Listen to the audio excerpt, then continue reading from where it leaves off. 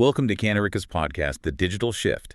If you've been following the world of AI, you know it's been buzzing, but this past week truly felt unprecedented. We're talking about two artificial intelligence titans dropping their latest, most advanced models just days apart. It's like a heavyweight championship, really, and we're here to dissect every strategic move. Exactly. And our mission today, I think, is to cut through the immense amount of content surrounding these releases. We need to unpack the concurrent arrival of OpenAI's ChatGPT-5 and Anthropic's Claude Opus 4.1. You've likely heard the names, of course, but what do these breakthroughs truly mean for you, for businesses, and, well, for the future of technology? We'll highlight their core differences, their surprising capabilities, and most importantly, the practical implications, the things that truly matter. Think of this as your essential guide, really, to understanding this evolving AI landscape. Right. We'll explore their unique strengths, from complex coding challenges all the way to expansive creative content generation, and discuss how these distinct approaches are shaping enterprise operations and user experiences alike. So it was an extraordinary moment in August 2025, wasn't it? OpenAI launched GPT-5 on August 7th, and just 2 days prior, Anthropic unveiled Claude Opus 4.1 on August 5th. It really felt like a deliberate head-to-head kind of unveiling. Indeed, the timing was remarkably close, almost too close, you could say. What's truly fascinating here isn't just the nearly simultaneous launch, but the clear yet distinct upgrade philosophies they represent. Claude Opus 4.1 focused on refining its existing strengths, really intensifying its capabilities in areas like multi-file code refactoring, debugging accuracy, and deep research tasks. Yeah. It's about precision and depth within its established expertise, Okay, so a focused refinement, sharpening the tools it already had. In GPT-5, what was their philosophy with this latest iteration? Was it different? Oh, quite different. Meanwhile, GPT-5 pushed forward with a unified system. This model is designed to seamlessly switch between, lightning-fast responses and deeper, more contemplative reasoning. And critically, it vastly expanded its multimodal capabilities, processing and generating various content types way beyond just text. This divergence in strategy, it really speaks volumes about their intended audiences and real-world applications.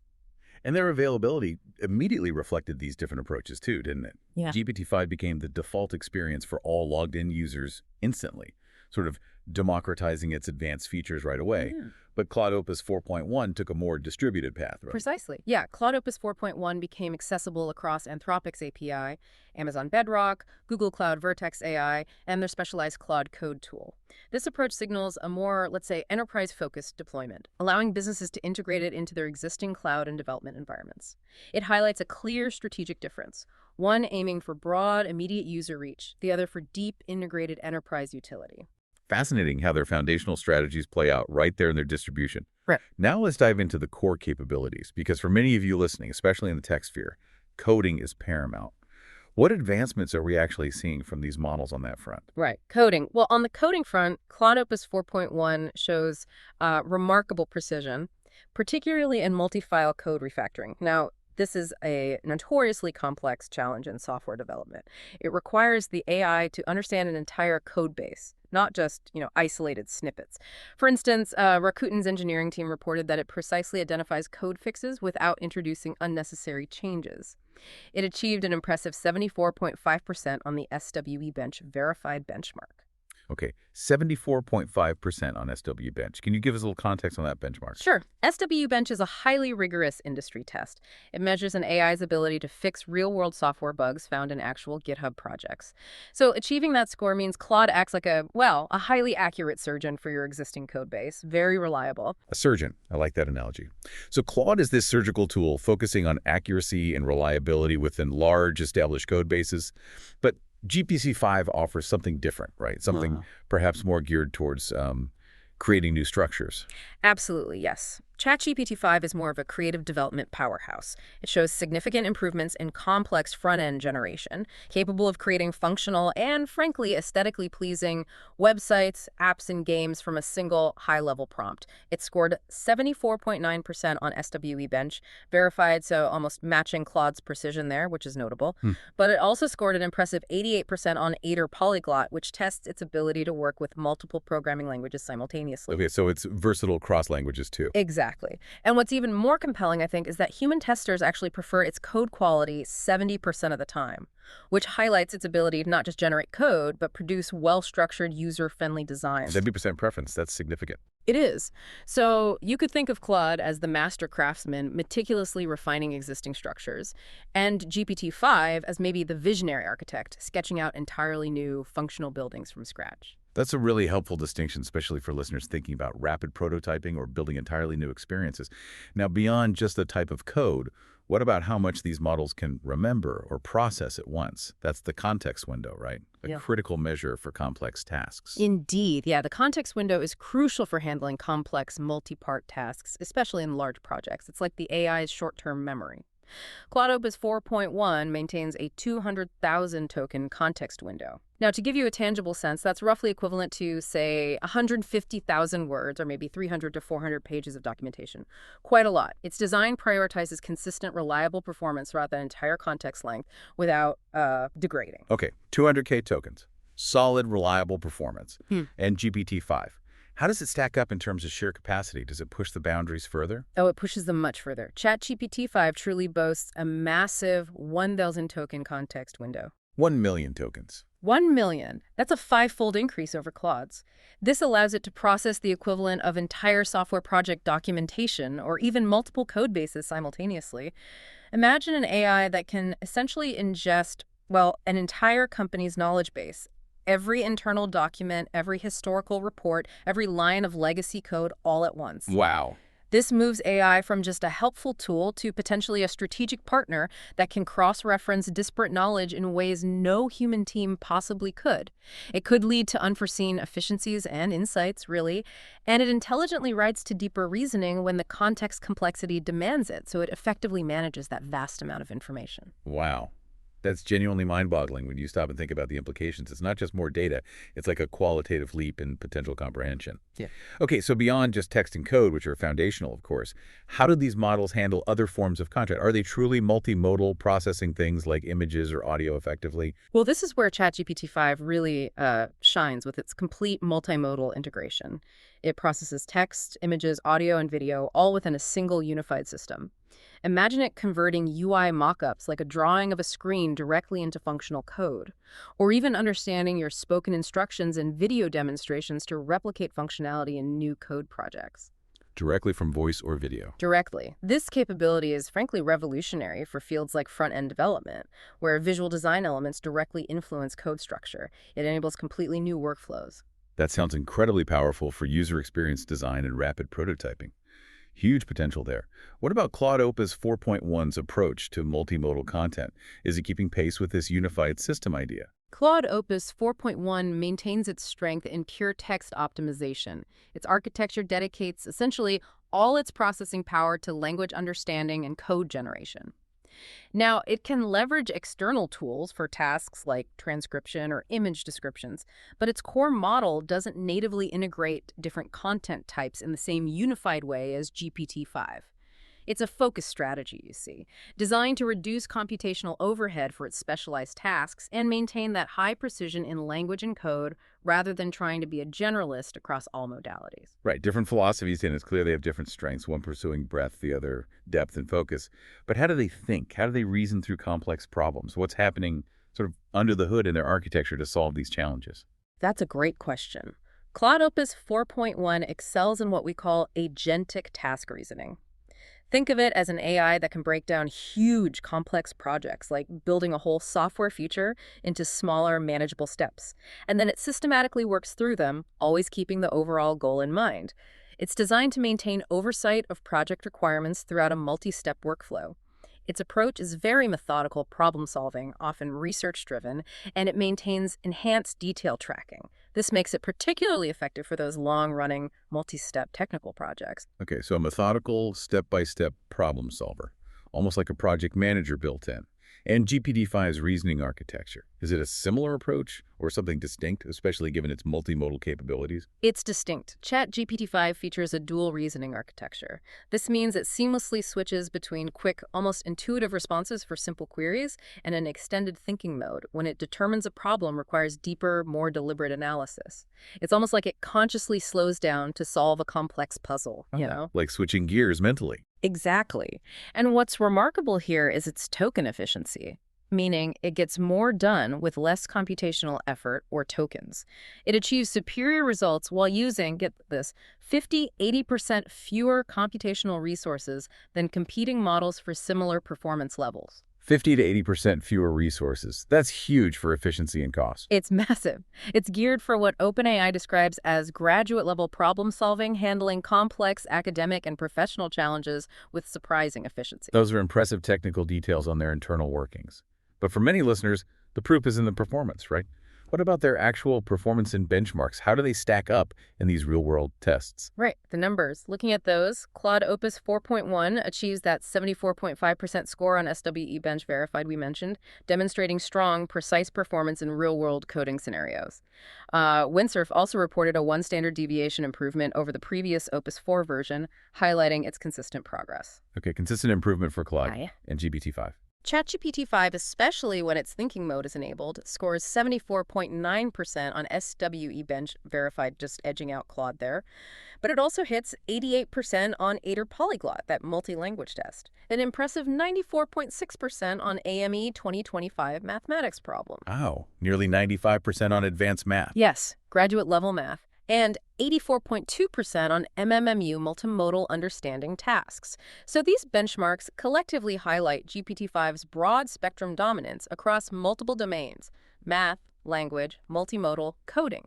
Well, Claude really shows that specialized excellence, particularly in maintaining and refactoring code accurately. Makes sense, different profiles. Now, a critical factor for any AI application, especially in enterprise environments, is reliability. We have to talk about generating incorrect information, often called hallucination.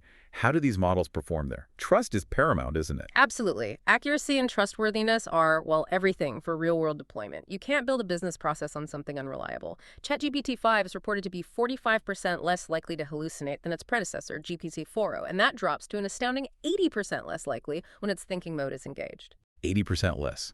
That's a massive improvement in reliability. It's a fundamental shift. This dramatic reduction in hallucinations really changes the trust equation. It means these models are transitioning from assistants needing constant supervision to potentially reliable partners in mission-critical applications.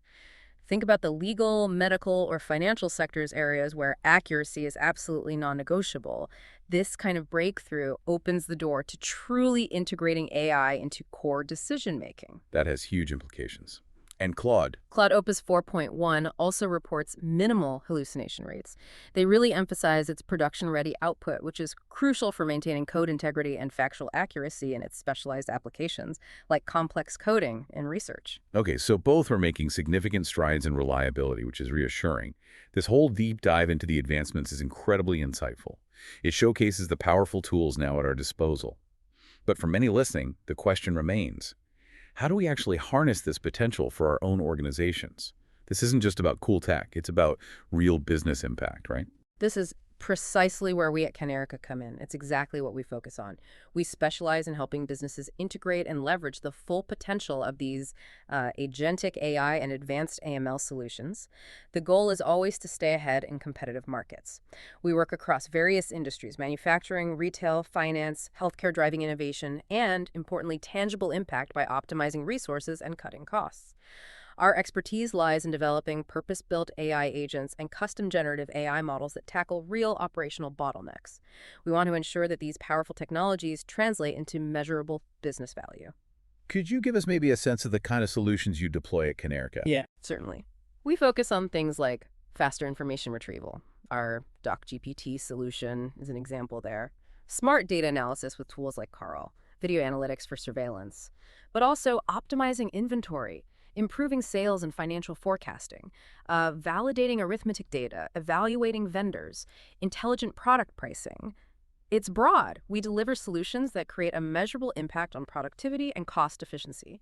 And importantly, we at Canerica carefully leverage the best AI technologies available for the specific job, whether that's Claude, ChatGPT, Gemini, or others, to build efficient, scalable systems tailored exactly to each client's unique needs. That makes sense, choosing the right tool for the right problem. So these models offer distinct advantages and, as you mentioned, different integration strategies. What does that user experience feel like day to day? How do they actually fit into existing systems? Yeah, their integration strategies really reflect their core strength, as we discussed. ChatGPT-5 operates as a comprehensive, unified system through OpenAI's API. It emphasizes seamless integration, workflow automation, and interestingly, persistent memory across sessions. So it remembers past interactions better. It's designed to be an all-in-one solution. And what's even more impactful, I think, is its native integration with Apple Intelligence through Siri. Right, that Apple integration is huge. It makes it incredibly accessible and powerful right from your personal devices, potentially bringing advanced AI to millions more users seamlessly. That's a huge step for everyday user accessibility and widespread adoption. Definitely. And Claude, how does it integrate into the enterprise environment, which seems to be its focus? Claude Opus 4.1 focuses on production-proven integrations with established enterprise platforms. Think Amazon Bedrock and Google Cloud's Vertex AI, the big cloud players. It's particularly optimized for GitHub environments, excelling in that multi-file code refactoring we talked about, and integrating with tools developers already use, like Epidog for API testing workflows. It's designed as a seamless drop-in replacement for its predecessor, Opus 4, so it maintains interface consistency for developers already ingrained in those ecosystems. Less disruption. Okay, so that sounds like a very clear choice for development teams already heavily invested in those specific ecosystems like AWS, Google Cloud, or GitHub. Given all these distinctions and the philosophies, the capabilities, the integrations, how should our listeners decide which of these powerful tools fits their specific needs? What are the best case scenarios for using each model? Where do they truly shine? That's the key question. When considering best use cases, ChatGPT-5 truly excels in creative and multimodal applications where versatility and comprehensive understanding are paramount. It's optimized for writing, complex coding creation, analysis, and even applications in healthcare research. This makes it ideal for content creators, businesses needing diverse AI capabilities across different departments, and professionals requiring reliable information synthesis across multiple domains. Its enterprise features, especially the agentic capabilities and large context window, are potentially transformative for workforce productivity and automation through intelligent task coordination. Okay, so the versatile powerhouse for broad applications and creativity. And for Claude Opus 4.1, where does it find its niche? Where does it truly outperform? Claude Opus 4.1 is, as we've discussed, purpose-built for enterprise software development and complex technical workflows requiring extreme precision and reliability. Its 74.5% WE Bench Verified score really underscores its strength in complex software engineering tasks, like multi-file code refactoring and debugging large, intricate systems. Rakuten Group, for example, specifically highlights its precise debugging abilities in large code bases. That's a strong endorsement from a major tech company. It's optimized for enterprise-level code-base management and integrates seamlessly with tools like GitHub Copilot within production environments. It's a critical asset for serious software development teams focused on maintaining complex systems. Right. Precision and reliability for complex code bases. This deep dive clearly reveals that the AI landscape is definitely not a one-size-fits-all solution anymore, if it ever was. Instead, it's diversifying rapidly, offering highly specialized, immensely capable tools tailored for very specific needs, whether that's broad creative content generation, vast multimodal understanding, or that precise enterprise-grade software development. Exactly. That's the perfect summary. The key takeaway for you, the listener, isn't to seek the single best model overall, but rather find the one that best aligns with your specific operational challenges and strategic goals. What problem are you actually trying to solve? The impact of these advancements is truly profound, and it promises to reshape not just how industries operate, but fundamentally how work gets done across the board. In thinking about this rapid evolution, it really raises an important question for all of us as we look ahead. As these increasingly specialized AI models continue their rapid development cycle, these launches were just days apart. How will this reshape traditional industry roles? And how will it foster entirely new business models in the coming years? Yeah. What new skills will truly become most valuable in this dynamic digital shift? That's something we all need to consider. These are precisely the questions we at Canerica are dedicated to exploring and, more importantly, helping you navigate in this ever-evolving landscape. We really appreciate you joining us for this illuminating deep dive today. Thank you for listening to Canerica's podcast, The Digital Shift. We look forward to connecting with you again soon as we continue to explore the cutting edge of AI and its profound impact.